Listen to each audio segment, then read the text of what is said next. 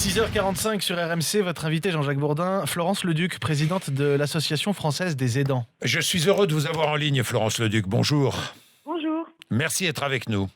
Merci d'être avec nous parce que ça nous permet de penser à toutes celles et ceux, plus de 8 millions de personnes en France, qui prennent en charge un enfant handicapé ou un parent atteint d'Alzheimer et qui consacrent combien d'heures par jour en moyenne à s'occuper d'un proche ?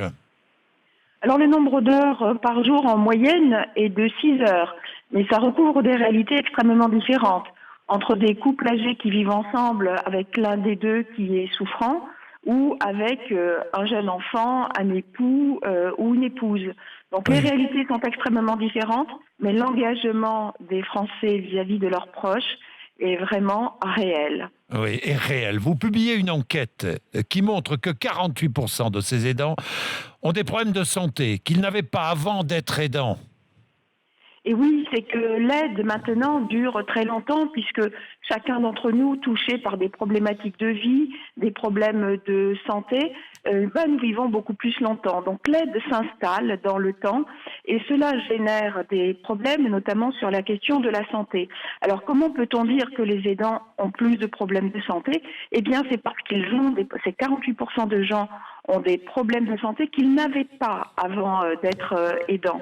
Et donc, si l'on considère que le stress, le souci, le sommeil, l'alimentation, et puis aussi un peu plus d'isolement, un petit peu moins de vie sociale, parfois même, malheureusement, l'abandon du travail, tout ça fait que les aidants sont dans une santé plus fragile, plus précaire, que le moment où il ne l'était pas. Ouais, Françoise Leduc, vous présidez l'Association française des aidants. Nous faisons le constat... Florence, pardon, Françoise. Pourquoi je dis Françoise ? Je ne sais pas. Florence Leduc, pardon. Vous présidez l'Association française des aidants. Florence Leduc, nous faisons le constat, là. Mais que faire ? Je ne sais pas, moi, créer un statut, que faire ? Alors le statut des aidants, il vient d'être créé dans le cadre de la loi d'adaptation de la société au vieillissement.